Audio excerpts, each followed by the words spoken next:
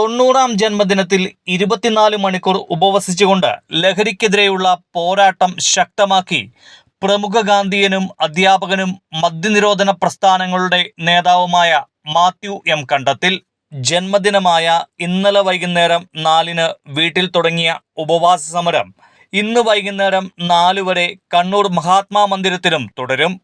കഴിഞ്ഞ 75 വർഷമായി ലഹരിക്കെതിരെ നടത്തിവരുന്ന സമരങ്ങളുടെ തുടർച്ചയാണിത്.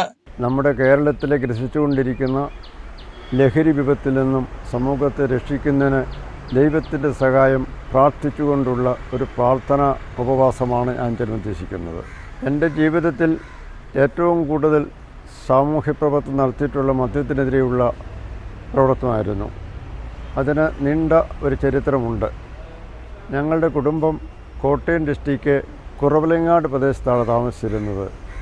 മലബാറിലേക്ക് കുടിയേറുന്നതിന് മുമ്പ് എൻ്റെ പിതാവും പിതാവിൻ്റെ സഹോദരങ്ങളും സ്വാതന്ത്ര്യ സമര സേനാനികളായിരുന്നു. അപ്പോൾ 8-9 വയസ്സ് പ്രായമുള്ള ഞാൻ അവരോടൊപ്പം അവരുടെ പരിപാടിയിൽ പങ്കെടുത്തിട്ടുണ്ട്. ഗാന്ധിജിയെന്നും ഭാരതമാതാ എന്നും മഹാത്മാഗാന്ധി കീജി എന്നും വിളിച്ചു കേട്ടുള്ള ആ ചിന്തയും അതിനുശേഷം പിതാവിൽ നിന്നും മറ്റുള്ളവരിൽ നിന്നും കിട്ടിയ ഗാന്ധിയൻ ചിന്തയുമെല്ലാം എന്നിൽ ഒരു ഗാന്ധിയൻ ചൈതന്യം വളർത്തിയെന്ന് ഞാൻ വിശ്വസിക്കുന്നു. മലബാറിൽ കുടിയേറി. ഞങ്ങൾ കുടിയേറുമ്പോൾ കണ്ണൂർ ജില്ല ഉൾക്കൊള്ളുന്ന പ്രദേശം അല്ലെങ്കിൽ മലബാർ പ്രദേശം മദ്രാസ് പ്രൊവിൻസിൽപ്പെട്ടതായിരുന്നു. അവിടെ മദ്യനിരോധന മേഖലയായിരുന്നു. എങ്കിലും ഇവിടെ കുടിയേറിപ്പാർത്ത ആളുകളും മറ്റുള്ളവരും ഈ നിരോധന മേഖലയിൽ വ്യാജമദ്യം ഉണ്ടാക്കുകയും വിൽക്കുകയും അതിൻ്റെ വിഷമങ്ങൾ അനുഭവിക്കുകയും കണ്ടു. അപ്പോൾ ഞങ്ങളുടെ പ്രദേശത്ത് പ്രവർത്തനം വന്ന കോഴിക്കോട് ലത്തീൻ രൂപതയിലെ ഒരു വൈദികനായിരുന്നു ഫാദർ ജോസഫ് കട്ടക്കയം. അദ്ദേഹം ഈ തിന്മയ്ക്കെതിരെ പോരാടുവാൻ ആളുകളെ പ്രോത്സാഹിപ്പിക്കുകയും ഒരു നല്ല വളണ്ടിയർ സംഘത്തെ കണ്ടുപിടിച്ച് എല്ലാ ദിവസവും ഇടവകയുടെ എല്ലാ ഭാഗങ്ങളിലേക്കും ബാച്ചുകളായി അവരെ പറഞ്ഞയച്ച് ഈ വ്യാജമദ്യ കേന്ദ്രങ്ങളെ തകർക്കുകയും അവിടെ ആളുകളെ കൂട്ടി അച്ഛനടുത്തേക്ക് കൊണ്ടുപോവുകയും പതിവായിരുന്നു. അന്നത്തെ അസംസ്കൃത പദാർത്ഥം ഈ കറുത്ത വെല്ലം എന്ന് പറയുന്ന സാധനമാണ്. അത് കടയിൽ നിന്ന് വാങ്ങുന്നുണ്ടോ എന്ന് അന്വേഷിക്കുക. കുട്ടികളായി ഞങ്ങളെ അന്വേഷിക്കും ആരാണ് വാങ്ങിക്കൊണ്ട് പോകുന്നതെന്ന്. അവിടെ വീടുകൾ നോട്ട് ചെയ്യുവാൻ ഞങ്ങളെ ചിന്തിക്കും. അങ്ങനെയുള്ള വീടുകളിൽ ചെന്ന് അങ്ങനെ ഉണ്ടാക്കിയ സാധനങ്ങൾ എവിടെ ഇരിക്കുന്നുവെന്ന് അവർ പരതുമ്പോൾ ചിലപ്പം വീടിൻ്റെ മുകളിലത്തോ അല്ലെങ്കിൽ കൂടയുടെ ഉള്ളിലൊക്കെ ആയിരിക്കും. അവ പരതുവാൻ ഞങ്ങളെപ്പോലുള്ള ചെറു സംഘത്തെ മുകളിലേക്ക് അവരെടുത്ത് കയറ്റിവിടുന്നു. അങ്ങനെയാണ് ഞാൻ ഈ വ്യാജ മദ്യത്തിനെതിരെയുള്ള പ്രവർത്തനം ആരംഭിച്ചത്. അതിനുശേഷം മലബാറിൽ തലശ്ശേരി രൂപത സ്ഥാപിതമായി. ഗാന്ധിയന്മാരിലെ ബിഷപ്പുമാരിലെ ഗാന്ധിയെന്ന് അറിയപ്പെടുന്ന പുണ്യശ്ലോകനായ ബിഷപ്പ് പള്ളോപ്പള്ളിയാണ് രൂപതയുടെ അഡ്മിനിസ്ട്രേറ്റർ ചാർജ് എടുത്തത്. അദ്ദേഹം വന്ന ഉടനെ തൻ്റെ ഒരു ജീപ്പിൽ അഭിയുക്ത തലശ്ശേരി രൂപത മുഴുവൻ സഞ്ചരിച്ചു. ജനങ്ങളുടെ വിചാരങ്ങൾ മനസ്സിലാക്കി. അവർ പലതരത്തിലും വിഷമിക്കുന്നു, ബുദ്ധിമുട്ടുന്നു, ദാരിദ്ര്യമുണ്ട് ഒക്കെ മനസ്സിലാക്കി. പക്ഷേ അവരുടെ എല്ലാ ബുദ്ധിമുട്ടുകളുടെയും പിന്നിൽ ഈ മദ്യപിശാച് ഉണ്ട് എന്ന് പറഞ്ഞു. അദ്ദേഹം പറയുന്നൊരു പേര് തന്നെയാണ് ഇത് മദ്യപിശാചാണ്. ഈ പിശാചിൻ്റെ അടിമത്തത്തിൽ നിന്ന് മോചിപ്പിച്ചെങ്കിൽ മാത്രമേ ഞങ്ങളെ സാധിക്കുകയുള്ളൂ. അതിന് അദ്ദേഹം നോക്കിയപ്പോൾ പ്രവർത്തിക്കാൻ ആളുകളെ കിട്ടാനില്ല. മലബാർ കുടിയേറ്റം അപേക്ഷിതമായ പ്രദേശമാണല്ലോ. അന്ന് തിരുവിതാംകൂർ പ്രദേശത്ത് കോട്ടയത്ത് ഫാദർ കുര്യാക്കോസ് എന്ന ഒരു പുരോഹിതൻ ഒരു കഥാപ്രസംഗം നടക്കുന്നുണ്ടായിരുന്നു.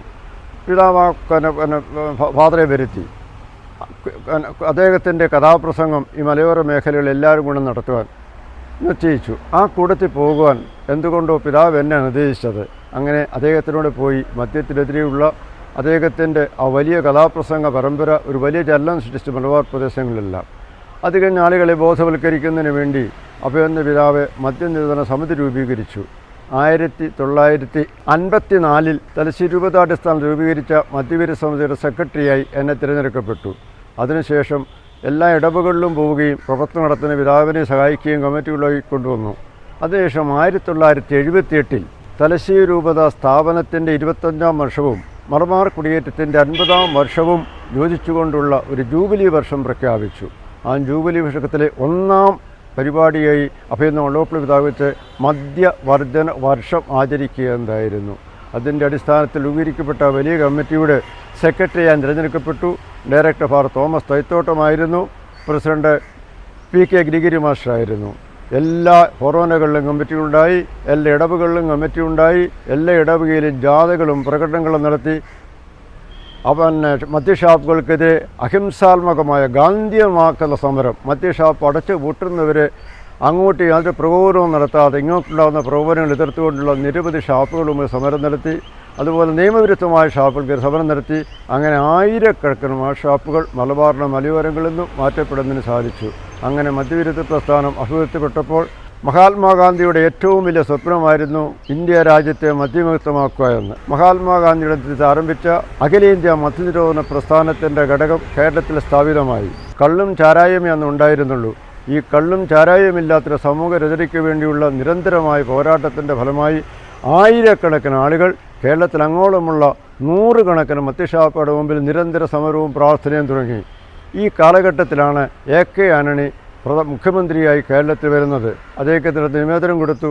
ഇതെല്ലാം നിരീക്ഷിക്കുകയും വീക്ഷിക്കുകയും ചെയ്തുകൊണ്ട് 1996 ഏപ്രിൽ 1-ാം തീയതി ചാരായ നിരോധനമെന്ന വലിയ സംഭവമുണ്ടായി. കേരളത്തിൻ്റെ ചരിത്രത്തിൽ ക്ഷേത്രപ്രവേശന വിളംബരം കഴിഞ്ഞാൽ ഇത്രയും ചരിത്ര പ്രാധാന്യമുള്ളൊരു സമരം നടന്നിട്ടില്ല, ഒരു പ്രഖ്യാപനം നടന്നിട്ടില്ല എന്ന് വേണം വിചാരിക്കുവാൻ. ഏതായാലും ആ തിരഞ്ഞെടുപ്പ് പ്രഖ്യാപനം കഴിഞ്ഞു വന്ന തിരഞ്ഞെടുപ്പിൽ AK ആന്റണി ഉൾക്കൊള്ളുന്ന ആ മന്ത്രിസഭ അധികാരത്തിൽ നിന്ന് മാറുകയും പുതിയ മന്ത്രിസഭ അധികാരത്തിൽ വരികയും ചെയ്തു. ഞങ്ങൾ ചാരായ നിരോധനം എടുത്തു കളയുമെന്ന് പ്രഖ്യാപിച്ചുകൊണ്ട് അന്നത്തെ മുഖ്യമന്ത്രി അദ്ദേഹം പ്രഖ്യാപിച്ചു. അപ്പോൾ കേരളത്തിലെ ക്രൈസ്തവ മുന്നണിയുടെ നേതാവായിരുന്ന അന്ന് പാലാറ് ബിഷപ്പായിരുന്ന ജോസഫ് പള്ളിക്കാപ്പറമ്പിൽ പിതാവ് പ്രഖ്യാപിച്ചു, മദ്യനിരോധനം എടുത്തു കളഞ്ഞാൽ ഞാൻ പരസ്യമായി ഉപവാസം അനുഷ്ഠിച്ചതിന് എതിർക്കുമെന്ന്. ഉടനെ തന്നെ കേരളത്തിലെ നാനാഭാഗത്തും സാംസ്കാരിക നായകന്മാരും ആധ്യാത്മിക നേതാക്കളുമായി രംഗത്ത് വരികയും അങ്ങനെ ചാരായ നിരോധനം എടുത്തു കളയുക എന്ന നയത്തിൽ നിന്ന് ഗവൺമെൻറ് പിന്മാറിയെങ്കിലും അതിനേക്കാൾ ഭീകരമായ വിധത്തിൽ മദ്യശാലകൾ സ്ഥാപിക്കുകയും മദ്യം വളർത്തിക്കൊണ്ടുവരികയും ചെയ്തു. ഈ കാലഘട്ടത്തിലെല്ലാം വളരെ നിരന്തരമായ പ്രവർത്തനം നടത്തിയിരുന്നു. കേരളത്തിൽ മാത്രമല്ല, ഇന്ത്യയുടെ പല ഭാഗങ്ങളിലും അഖിലേന്ത്യാ മദ്യനിരോധന സമ്മേളനം നടന്നപ്പോൾ ഇന്ത്യയുടെ പല ഭാഗങ്ങളിലും പോകാനും മദ്യവിരുദ്ധ പ്രവർത്തനം മനസ്സിലാക്കുവാനും സാധിച്ചു. ഉപവാസ സമരമാണ് പ്രധാനമായി നടത്തിക്കൊണ്ടിരുന്നത്. ഉപവാസത്തിലൂടെ ആളുകളെ മോചിപ്പിക്കുക. അപ്പോഴാണ് വള്ളിപ്പിതാവിൻ്റെ ഒരു ആശയം വന്നത്, മദ്യം കുടിക്കുന്നതിൽ ആളെ മോചിപ്പിക്കുന്നതിന് വേണ്ടിയുള്ള ഒരു സ്ഥാപനമുണ്ടാകണം. അങ്ങനെ മദ്യപാനികളെ മോചിപ്പിക്കുന്നതിന് വേണ്ടി തലശ്ശേരിയിൽ പ്രതീക്ഷ എന്ന മദ്യപാന രോഗ ചികിത്സാ കേന്ദ്രം ആരംഭിച്ചു. മികച്ച മദ്യവിരുദ്ധ പ്രവർത്തനായ ഫാദർ തോമസ് തൈത്തോട്ടത്തെ അതിൻ്റെ ഡയറക്ടറായി നിയമിച്ചു. ആ കമ്മിറ്റി ഇന്ന് ഞാൻ തുടരുകയാണ്. 40 വർഷത്തോളമായി പ്രവർത്തിക്കുന്നു. 10,000-കണക്കിന് ആളുകളെ മോചിപ്പിക്കുവാൻ കഴിഞ്ഞു. എങ്കിലും മദ്യം കഴിക്കുന്നതിൽ നിന്ന് വിമുക്തി പ്രാപിച്ച് പുറത്തേക്ക് വരുന്ന ജനങ്ങൾ വീണ്ടും മദ്യത്തിൻ്റെ ലഭ്യത കൊണ്ട് മദ്യപാനാസക്തരായി തീരുന്ന ദൗർഭാഗ്യകരമായ അവസ്ഥ വന്നു. അതുകൊണ്ട് ഭാവിയിൽ ജനങ്ങൾ മദ്യാസക്തരാകാതിരിക്കാൻ വേണ്ടി സ്കൂളുകളിൽ ADSU ആൻറ്റി ഡ്രഗ്സ് യൂണിയൻ എന്നൊരു സംഘടന അഭ്യർത്ഥന പിതാവ് രൂപം കൊടുത്തു.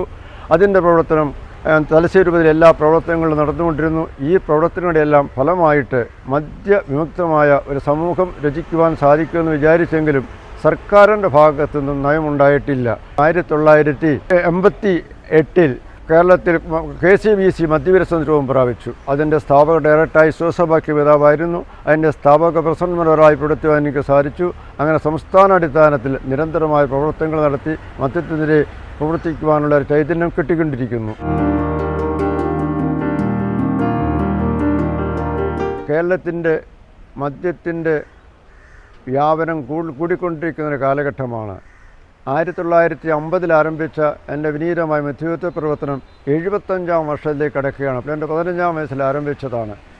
അപ്പോൾ ഈ മദ്യവിപത്തിൽ നിന്നും ഈ രാജ്യത്തെ മോചിപ്പിക്കുവാൻ ആഗ്രഹിക്കുന്ന പ്രവർത്തനം എൻ്റെ ജീവിതത്തിൽ സാക്ഷാത്കരിക്കപ്പെടുകയില്ല എനിക്ക് ബോധ്യം വന്നു. അപ്പോൾ ഇനി ഈ എൻ്റെ 90-ാം ജന്മദിനം ഈ ദൈവത്തിൻ്റെ പ്രത്യേക അനുഗ്രഹത്താൽ ഇങ്ങനെ ഒരു 90 ആചരിക്കാൻ സാധിച്ചപ്പോൾ ഈ സമൂഹത്തോട് ചെയ്യാവുന്ന ഏറ്റവും വലിയ നന്മ മദ്യത്തിനെതിരെ ജനങ്ങളെ ബോധവൽക്കരിക്കാനുള്ള മാർഗം സ്വീകരിക്കുക എന്നുള്ളതാണ്. അതുകൊണ്ടാണ് ഞാൻ എൻ്റെ ജന്മദിനം മദ്യത്തിന് ലഹരിക്കുമെതിരെയുള്ള ഒരു വിശുദ്ധ പ്രവർത്തനത്തിനായി നീക്കിവെച്ചത്.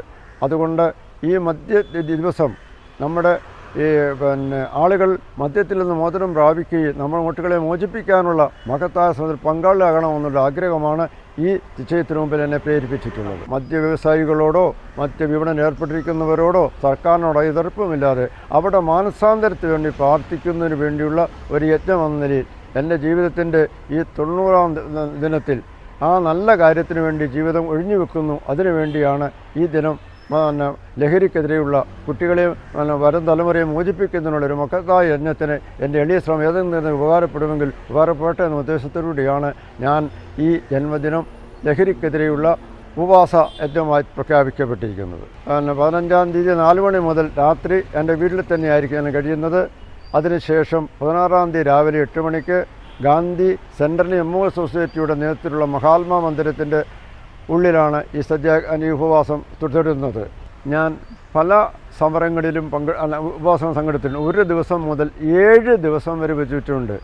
ഇരിട്ടിയിൽ തന്നെ കശുവണ്ടി കർഷകരുടെ ന്യായം അവകാശങ്ങൾക്ക് വേണ്ടി ഫാദർ വടക്കൻ കേളകത്തും ഫാദർ ജോസ് മണിപ്പാറ തളിപ്പറമ്പിലും സമരം നടത്തി. അവൻ അനുഭവം രേഖപ്പെടുത്തിക്കൊണ്ട് ഈ കർഷക രക്ഷയ്ക്ക് വേണ്ടി നടത്തിയ സമരത്തിൽ 7 ദിവസം രാവും പകലുമില്ലാതെ ഇരിട്ടി ടൗണിൽ ഞാൻ ഉപവാസം അനുഷ്ഠിച്ചിട്ടുണ്ട്. അപ്പോൾ ഈ കഴിഞ്ഞ എൻ്റെ 85-ാം 1000 കുർബാനന്മാരെ കണ്ടതിൻ്റെ ദിവസമായ 85-ാം വർഷത്തിൽ ഞാൻ എൻ്റെ വീട്ടിൽ ഉപവാസം അനുഷ്ഠിച്ചു. അന്ന് സണ്ണി ജോസഫ് MLA ഉൾപ്പെടെ അഭിമന്യ വലിയമറ്റ പിതാവ് ഉൾപ്പെടെയുള്ള പിതാക്കന്മാർ വീട്ടിൽ വന്ന് ആദരിക്കുകയും അതിൽ അനുമോദനം രേഖപ്പെടുത്തുകയും ചെയ്തു. അതുകൊണ്ട് എനിക്ക് ഈ പ്രവർത്തനത്തെ മുന്നോട്ട് പോകാനുള്ള ആത്മധൈര്യമുണ്ട്. എൻ്റെ ശരീരം ദൈവം നൽകിയിരിക്കുന്നതുകൊണ്ട് ഈ 24 മണിക്കൂറും തീർച്ചയായും ഉപവാസം വിജയിപ്പിക്കാൻ കഴിയുമെന്ന പൂർണ്ണ വിശ്വാസം എനിക്കുണ്ട്. ദൈവാനുഗ്രഹത്തെ ഞാൻ പൂർണ്ണ ആരോഗ്യവാനായിട്ടാണ് ഇപ്പോൾ മുന്നോട്ട് പോകുന്നത്. ജീവിതത്തിൽ ഒരിക്കലും പുകവലിയോ മദ്യപാനമോ അശ്ലീല കാര്യങ്ങളോ ചെയ്തിട്ടില്ല, എന്നേ വരെ ചെയ്തിട്ടില്ല. അതും ഒരു പ്രധാന കാര്യമാണ്. പിന്നെ ഒരു നിഷിദ്ധ വസ്തു അല്ലെങ്കിൽ പോലും കാപ്പിയും ചായയും പൊതുവെ ഉപയോഗിക്കാറില്ല. ശുദ്ധജലമാണ് കുടിക്കാൻ അധികം ഉപയോഗപ്പെടുത്താറുള്ളത്. എനിക്ക് 3 പെൺമക്കളും 1 ആൺമകനാണുള്ളത്. എല്ലാവരും സന്തോഷത്തോടെ കഴിയുന്നു. 2 മാസം മുമ്പാണ് എൻ്റെ ജീവിത പങ്കാളിയിൽ നിന്ന് വേർപെട്ട്. ആ ഒരു നേരിയ ദുഃഖം മാത്രമേ എൻ്റെ ജീവിതത്തിൽ ഇപ്പോൾ നിലനിൽക്കുന്നുള്ളൂ.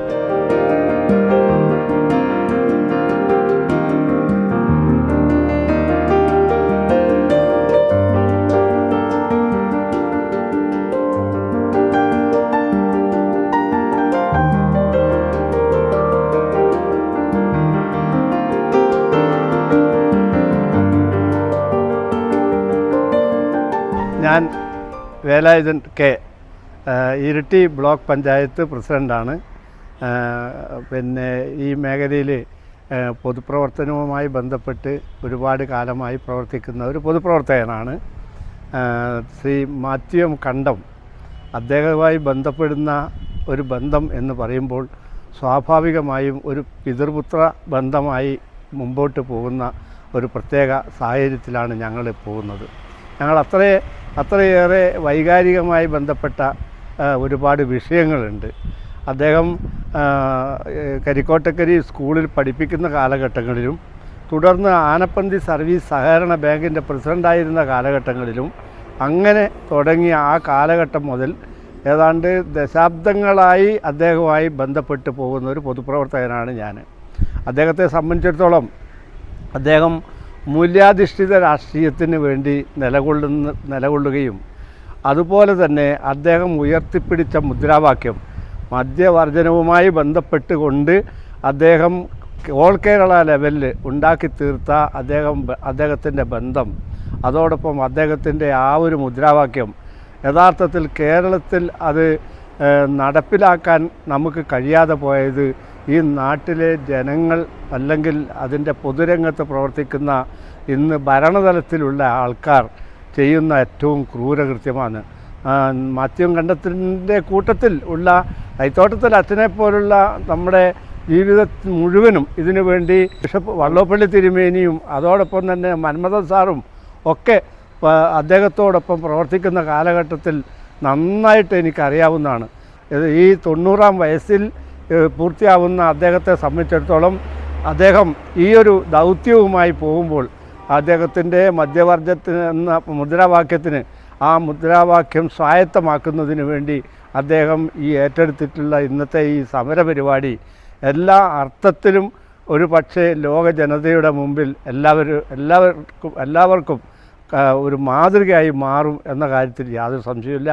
എൻ്റെ പേര് രവീന്ദ്ര NV, സീനിയർ സീസണിൻ്റെ സംഘടനയുടെ പ്രവർത്തകനാണ്. രാഷ്ട്രീയ പാർട്ടീൻ്റെ പ്രവർത്തനമുണ്ട്, പൊതുപ്രവർത്തനമുണ്ട്. മാത്യു സാറുമായിട്ട് എത്രയോ ആ കൊല്ലങ്ങൾ തന്നെ പരിചയത്തെ അത്രയും ദീർഘകാലത്തെ പരിചയം അടുത്തുണ്ട്. കുടുംബത്തിനെയും എന്നെ സംബന്ധിച്ചിട്ടുണ്ട്. മാത്യു സാറിനുള്ള പ്രത്യേകത എന്താണെന്ന് വെച്ചാൽ മദ്യവർജനവുമായിട്ട് ബന്ധപ്പെട്ട വിഷയത്തിൽ എല്ലാവരും പറയുന്ന ഒന്ന് പ്രവർത്തിക്കുന്ന വേറെ ഒന്നാണ്. സാറിനെ സംബന്ധിച്ച് പറയുന്ന കാര്യങ്ങൾ തന്നെ പ്രാവർത്തികമാക്കാൻ വേറൊരാളെ ഇതില്ലാതെ വളരെ ഇതായിട്ട് തന്നെ ജീവിതത്തിൽ ഇന്നോളം പകർത്തിയ വേറൊരു വ്യക്തിയെ കാണാൻ വളരെ പ്രയാസമാണ്. അതുകൊണ്ട് തന്നെ അദ്ദേഹത്തോടുള്ള ഒരു ഉപമ വേറെയില്ല. ഇന്നീ 90-ാം വയസ്സിലും ഒരു സത്യാഗ്രഹ സംരംഭവുമായിട്ട് അദ്ദേഹം ഈടുന്ന് തുടങ്ങി അങ്ങ് കണ്ണൂർ വരെ വളരെ നീണ്ട ഒരു യാത്രയിൽ ശ്രമകരമായ യാത്ര നടത്തുന്ന അദ്ദേഹത്തോടുള്ള സ്നേഹവും ബഹുമാനവും ഈ സന്ദർഭത്തിൽ ഞാൻ ഒന്നും കൂടി പ്രകടിപ്പിക്കുകയാണ്. മഹാത്മാഗാന്ധി ഇന്ത്യയിലെ ജനങ്ങളെ രക്ഷിക്കാൻ കണ്ടുവച്ച ഏറ്റവും ആദ്യത്തെ മാർഗമായിരുന്നു ഖാദി പ്രസ്ഥാനം. ആ ഖാദിയോടന്ന് എൻ്റെ പിതാവിനും സഹോദരനുണ്ടായ സ്നേഹം എനിക്കുമുണ്ടായി. ഖാദി തിരഞ്ഞെടുക്കുന്ന കാര്യത്തിൽ അത് വെള്ള തന്നെ ആയിരിക്കണമെന്ന് ചെറുപ്പത്തിൽ എന്തോ എനിക്ക് തോന്നി. അതുകൊണ്ട് ഇന്ന് വരെ ഞാൻ വസ്ത്രം ധരിക്കുമ്പോൾ മുണ്ടിലെങ്ങാൻ ചെറിയ കരയോ വരയോ ഉണ്ടായിപ്പോയി അതങ്ങനെ കിട്ടുമെന്നുള്ളൂ. ബാക്കിയെല്ലാം വെള്ള വസ്ത്രം തന്നെ ധരിക്കണമെന്ന നിർബന്ധബുദ്ധിയാണ്. അത് നിർബന്ധബുദ്ധിയായി പലപ്പോഴും പലർക്കും തോന്നാറുണ്ട്. എങ്കിലും അതല്ല, എനിക്കിത് ആ ഖാദിയോടുള്ള സ്നേഹം നിലനിർത്തുന്നതിൻ്റെ ഒരു സൂചനയായി മാത്രമേ അത് കരുതേണ്ടതുള്ളൂ. എൻ്റെ പേര് AN സുകുമാരൻ മാസ്റ്റർ. ഞാൻ ഒരു റിട്ടയർഡ് ടീച്ചറാണ്. സീനിയർ സിറ്റിസൺ ഇരിട്ടി ബ്ലോക്കിൻ്റെ ചെയർമാൻ കൂടിയാണ്. ഇന്ന് ഉച്ചയ്ക്ക് എൻ്റെ വീട്ടിൽ ഇദ്ദേഹം വന്നു കയറി. ഞാൻ പറഞ്ഞു, ഇദ്ദേഹത്തിൻ്റെ 90-ാം ജന്മദിനമാണ് ഇന്ന് എന്ന് പറഞ്ഞപ്പോൾ എൻ്റെ പിള്ളേരും എൻ്റെ ഭാര്യയെല്ലാം മൂക്കത്ത് വിരൽ വെച്ച് പോയി. ഈ മനുഷ്യന് 90 വയസ്സായോ എന്നുള്ള ആ ഒരു മനോഭാവത്തിൽ എല്ലാവരും ഞെട്ടിപ്പോയിരിക്കും. അപ്പോൾ എന്തായാലും അദ്ദേഹത്തിൻ്റെ ഈ ആയുഷ്കാലത്ത് അദ്ദേഹം പ്രവർത്തിച്ച ഫീൽഡുകളെല്ലാം വളരെ വളരെ സത്യസന്ധവും നീതിയുക്തവുമാണ്. അദ്ദേഹം തൊടുത്തുവിട്ട മദ്യവർജനം എന്ന് പറഞ്ഞ ആ മുദ്രാവാക്യം ഇന്നും കൈവെടിയാതെ കാത്തു സൂക്ഷിക്കുന്ന ഒരു മഹൽ വ്യക്തി കൂടിയാണ് അദ്ദേഹം. അദ്ദേഹത്തിൻ്റെ കൂടെ കൂടാൻ ഈ രാജ്യത്തെ രാഷ്ട്രീയക്കാരും ഈ രാജ്യത്തെ ഭരണസമിതിയും ആരും ഇല്ലാത്ത ഒരവസ്ഥയിലേക്ക് മാറിപ്പോയോ എന്ന് തോന്നുന്നു. കാരണം മദ്യം വർജിക്കാൻ വേണ്ടിയിട്ട് അദ്ദേഹവും അദ്ദേഹത്തിൻ്റെ കൂട്ടാളികളും പ്രവർത്തിക്കുന്നതിൻ്റെ ഫലമായി ഇന്നിവിടെ മദ്യം ഒഴുകിക്കൊണ്ടിരിക്കുമോ എന്ന് സംശയിക്കുന്നു ഞാൻ. ഇന്ന് മാത്യുവും കണ്ടം സീനിയർ സിറ്റിസൻ്റെ നല്ലൊരു പ്രവർത്തകനാണ്. അദ്ദേഹവും ഞങ്ങളെല്ലാവരും മദ്യവർജനത്തിന് വേണ്ടി പ്രവർത്തിച്ചുകൊണ്ടിരിക്കുകയാണ്. ഞങ്ങളാരും മദ്യം കഴിക്കുന്നവരല്ല. ഈ രാജ്യത്തെ സമൂഹത്തെ ഒരു നല്ല വഴിക്ക് നേർവഴിക്ക് നടത്തുന്നതിന് വേണ്ടി നമ്മുടെ മാത്യുവും കണ്ടം സാറിൻ്റെ ഈ സംരംഭം 100% വിജയിക്കട്ടെ എന്ന് പ്രാർത്ഥിച്ചുകൊണ്ട്